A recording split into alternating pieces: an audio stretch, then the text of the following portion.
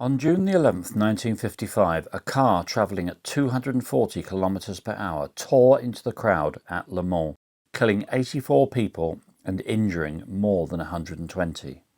It remains the deadliest disaster in motorsport's history. But what caused it? And how did it change the sport forever?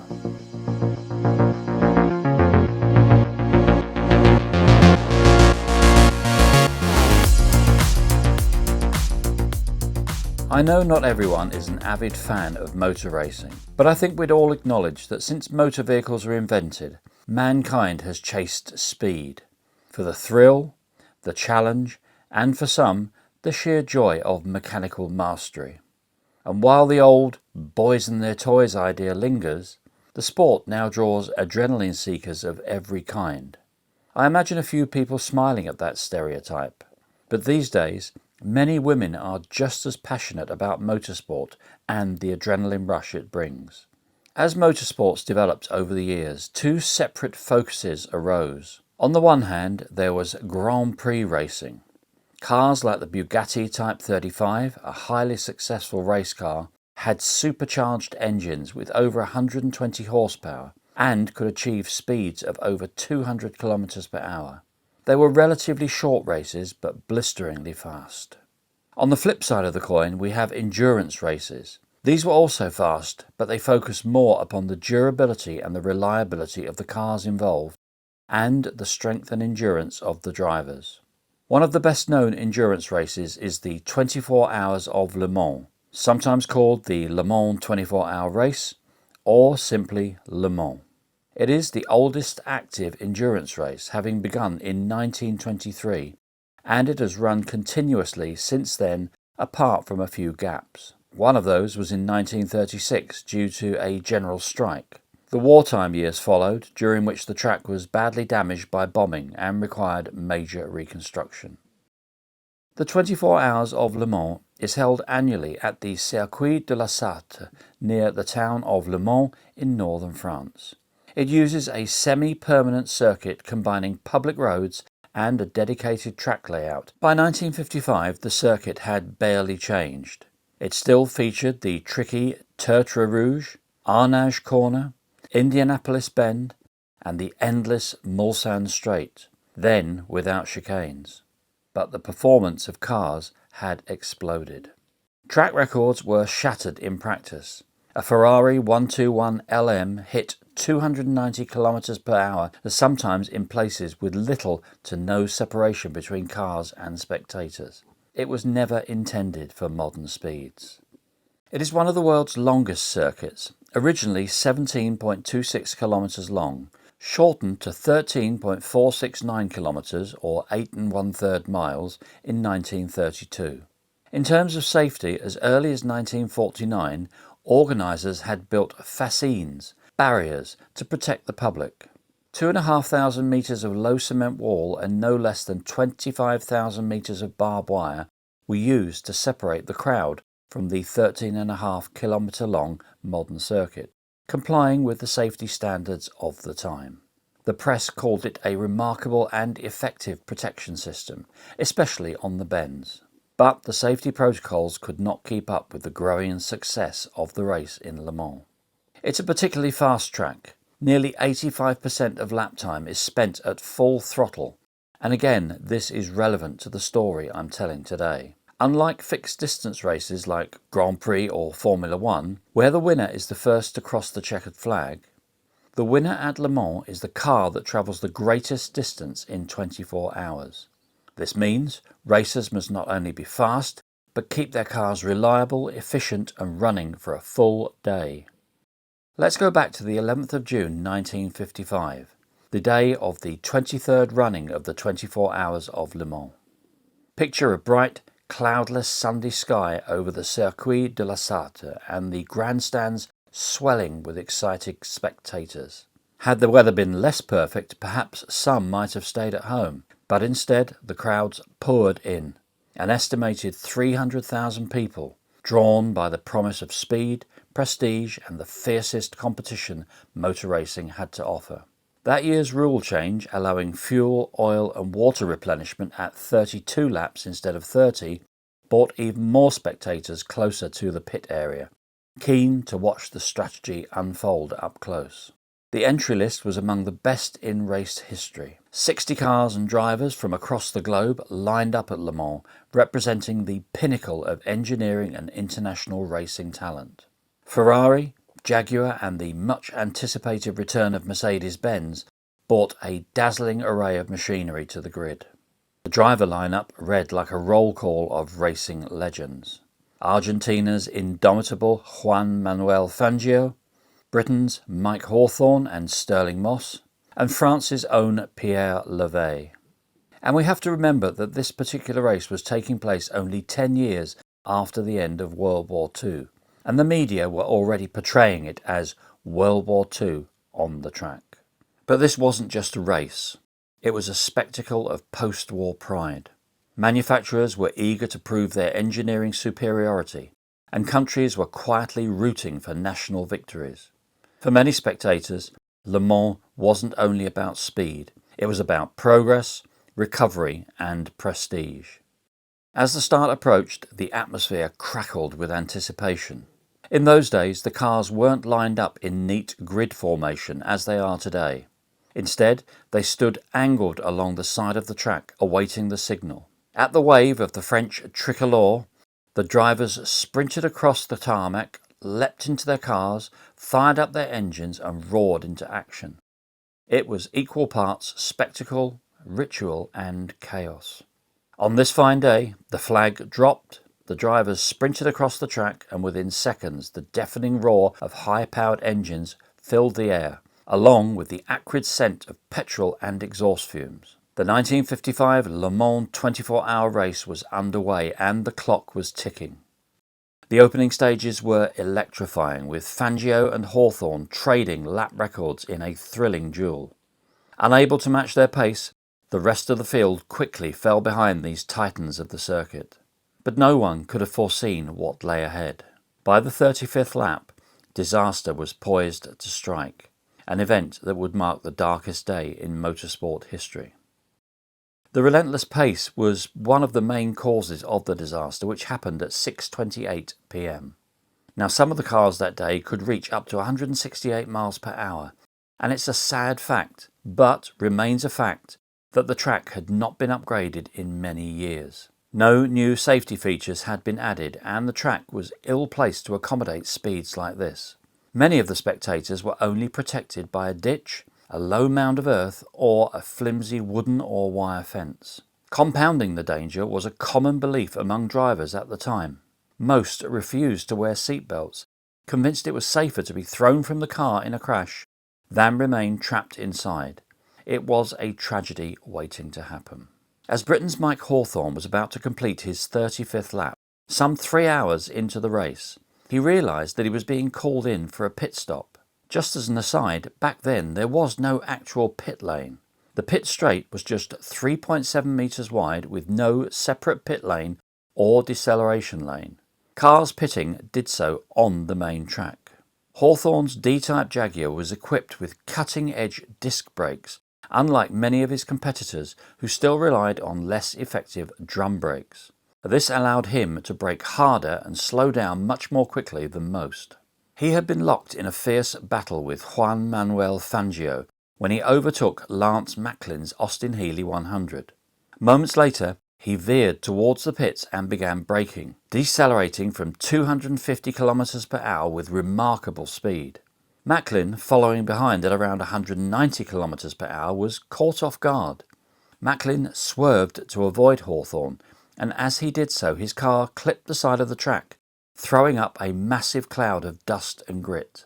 Macklin then veered into the path of the brand new Mercedes 300 SLR driven by Pierre Levay, which had been coming up behind him at a speed of about 240 km per hour. Levay's view was obscured by the cloud of dust and grit, leaving him no chance to avoid Macklin's car. His front wheel struck Macklin's rear like a ramp, launching the Mercedes into the air. The airborne Mercedes hurtled towards the spectator area, landed between the crowd and the track, bounced twice, and then smashed into a concrete stairwell pillar, disintegrating on impact. Heavy components, including the engine block, were propelled by the force of the crash, some flying over 300 feet through the packed crowd. These fragments cartwheeled through the air, causing devastating injuries. People screamed and ducked. Some ran, others froze. Shrapnel tore through cameras, clothing, and limbs, and the air was no longer filled with the roar of engines, but with the terrible silence that follows sudden devastation. A witness said, "The dead and dying were everywhere. The cries of pain, anguish, and despair screamed catastrophe. I stood as if in a dream, too horrified to even think." The bonnet lid of the Mercedes sliced through the crowd like a scythe, decapitating several spectators. The level of carnage, all unfolding in mere seconds, is almost unimaginable. Moments later, the car's rear fuel tank exploded, engulfing the wreck in flames. The bodywork, made from an experimental magnesium alloy, ignited instantly. Magnesium burns with exceptional intensity and is notoriously difficult to extinguish. Water only accelerates the reaction, causing the flames to flare even more violently. In the aftermath of the crash, media speculation swirled around Mercedes-Benz, with some suggesting the team had tampered with their fuel, adding an explosive agent that intensified the blaze. However, the more likely cause was simply the experimental magnesium alloy used in the car bodywork that caused the fire to burn so hot and for so long. Pierre Levey was thrown from his car and struck the tarmac with fatal force, his skull crushed on impact. Tragically, this occurred just yards from where his wife was watching. The personal horror of witnessing such a loss defies imagination. Lance Macklin survived the incident, but as he struggled to regain control of his car, he struck and seriously injured several race officials at the edge of the track. Despite the scale of the tragedy, the race was not stopped. Mike Hawthorne and others continued racing for several more hours. Many argued it was unconscionable to allow the spectacle to continue while medics pulled bodies from the stands. But with much of the crowd still unaware of the disaster, officials chose containment over clarity. Race organisers would later face intense criticism for this decision. They defended their actions by arguing that halting the event could have triggered mass departures by spectators stationed around the circuit. This, they said, would have blocked access roads and made it far more difficult for emergency and rescue vehicles to reach the scene. Later in the race, Mercedes made the unprecedented decision to withdraw their remaining cars, despite being in a strong position to win. The move was intended as a mark of respect for the victims of the disaster, and was only confirmed after consulting with French officials to avoid further inflaming public sentiment.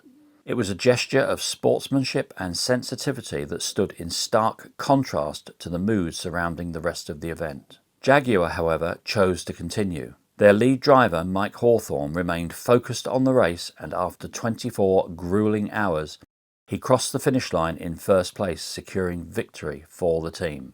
But celebrations were muted. Across the circuit, emergency workers continued the grim task of recovering bodies and tending to the injured. The shadow of the disaster loomed over the podium. The final death toll remains a matter of dispute. Official figures recorded at least 79 fatalities, but with later deaths from injuries sustained during the crash, the number likely rose to 83, along with one of the drivers, Pierre Levey, whose fatal impact had triggered the catastrophe.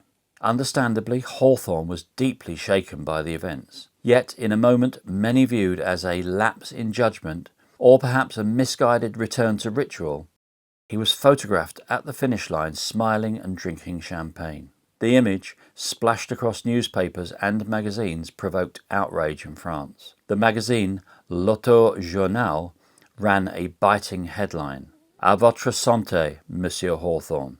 To your health, Mr. Hawthorne. In the wake of the disaster, motorsport events were swiftly banned in several European countries, including France, Germany, Spain, and Switzerland. Most suspensions lasted a year, while in Switzerland the ban on circuit racing remained in place for decades, only being partially lifted in recent years. An official inquiry was launched to investigate the causes of the tragedy. Ultimately, all drivers involved, Mike Hawthorne, Lance Macklin, and Pierre Levey, were cleared of blame. The inquiry instead placed responsibility on the circuit itself, which had not kept pace with the rapid technological advancements in motor racing. The track lacked fundamental safety features such as proper barriers, runoff areas, and a dedicated pit lane, factors that collectively contributed to the scale of the catastrophe. The tragedy served as a wake-up call for the motorsport world. In the years that followed, many countries overhauled their racing infrastructure, implementing stricter safety standards for tracks, vehicles, and spectator areas. It also accelerated the introduction of new safety features that had previously been resisted by drivers and teams. After the crash, some continued to blame Mike Hawthorn for initiating the chain of events, arguing that his sudden move across Macklin's path contributed to the disaster. Hawthorn consistently denied any responsibility, including in his 1958 autobiography where he reaffirmed his position. Tragically, Hawthorn would not live to see the long-term legacy of Le Mans. He died the following year in a road accident on the Guildford bypass in England. In a cruel twist of fate, he was reportedly overtaking a Mercedes at the time of his death. In the aftermath of the disaster, the organisers of the Le Mans circuit undertook a major overhaul to improve safety. Significant changes were made to the track layout, including the introduction of new bends and chicanes designed to reduce the dangerously high speeds that had contributed to the crash. The pit area was also reconfigured. The pits were set back by 15 metres, widening the main straight and giving more room for cars to pass safely. The grandstands were rebuilt and repositioned to create greater separation between spectators and the track. The outdated pit lane on the main straight was demolished and replaced with a dedicated, properly designed pit lane. Beyond the circuit itself, major changes swept through the sport. Seatbelts and helmets were made mandatory, and cars were redesigned with safety features such as roll bars to offer better protection for drivers. For some, the psychological impact of the event was too great. Several drivers who had participated that day retired from racing entirely. Juan Manuel Fangio, though not involved in the crash, never returned to race at Le Mans. The Mercedes team withdrew from motorsport altogether and would not return to competitive racing until 1987. American Formula One driver John Fitch, who served as Pierre Levay's co-driver, was standing alongside Levay's wife when they witnessed the horrific crash. Deeply affected by the tragedy, Fitch would go on to play a pivotal role in advancing safety. Among his most notable contributions was the invention of the Fitch barrel, a sand-filled plastic drum designed to act as an impact attenuator. In simple terms, it's a structure engineered to absorb and reduce the force of a vehicle collision, significantly improving crash survivability. Fitch initially funded the prototypes himself, drawing inspiration from his service in World War II, where soldiers used sand-filled fuel cans for protection against enemy fire.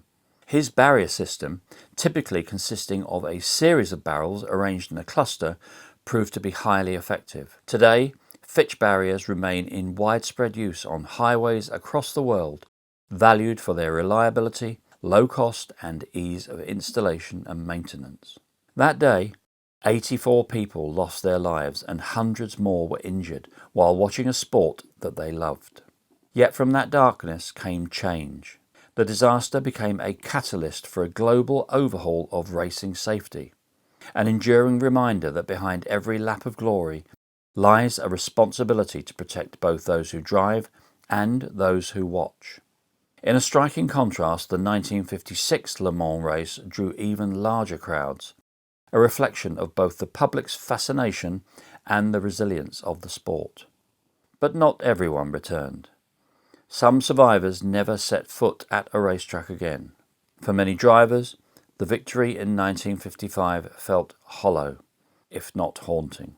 The 1955 Le Mans disaster changed racing forever, not just in speed, but in conscience. And that, perhaps, is the most important victory of all. The details that I've portrayed to you in this video were shocking, but in spite of that, I hope you enjoyed the video. I'll see you all on the next one, and I'll wish you bye-bye for now.